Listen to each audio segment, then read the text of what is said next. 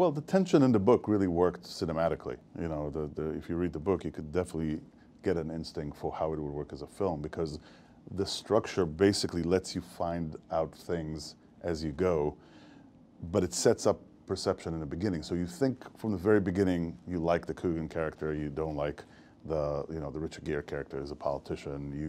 You like kind of the ridiculous setting of the restaurant, but you also make fun of it. The women seem to be particular types. The kids, you sort of, everything is set up, but then as the story unfolds, which is really one night of the dinner, you start discovering things, and by the end of the movie, by the end of the book as well, no one is the person you thought he was. And so that tension of constantly revealing new elements of their personalities and new kind of frightening sides of their behavior really just keeps it going and keeps you on edge. Coogan was a gift. I got a call from his agent, talk about good agenting, who basically said, Steve read the script and he wants to do it and he wants to talk to you.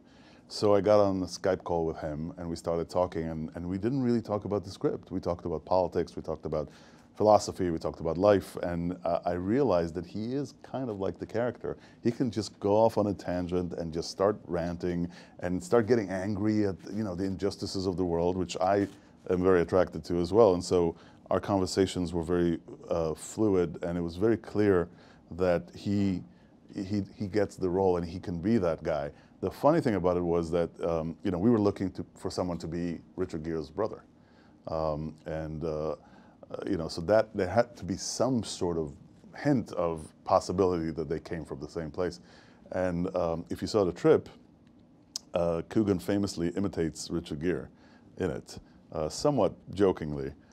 And so I thought, well, this is a true gift, because this guy knows, his brother's mannerisms already. He can really fake kind of coming from the same place, from the same family. So it just worked out beautifully. Well, I think what's so nice about the work that Richard is doing right now, and Time of the Mind and The Dinner, I worked with him as a director. Norman, I produced. So we've spent a lot of time together. And from my perspective, what I can sense is that Richard is interested in only one thing right now at this stage of his career, which is doing good work.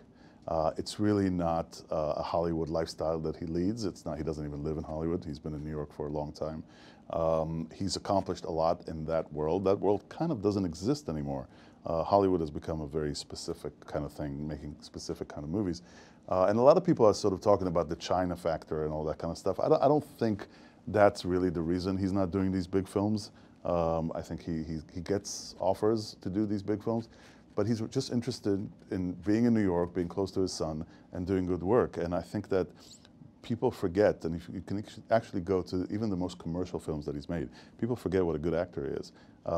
And so right now he's not pursuing anything but just things that satisfy him as an actor, as someone who is serious about his craft, and I think we all benefit from it.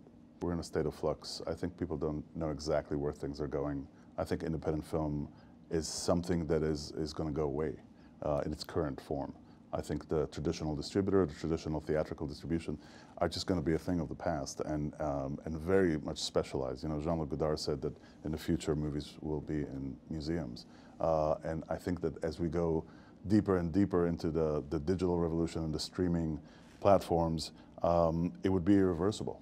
It saddens me on a certain level, because you get nostalgic about the big movie screen and the theaters, but then on the other hand, you can't really stop change, and this change is coming, and it's unavoidable. And I know that most of the films that me and my compatriots are making right now are going to be seen, for the most part, on a smaller screen. It's just the reality of the time we live in, and people don't go out to the theater as much.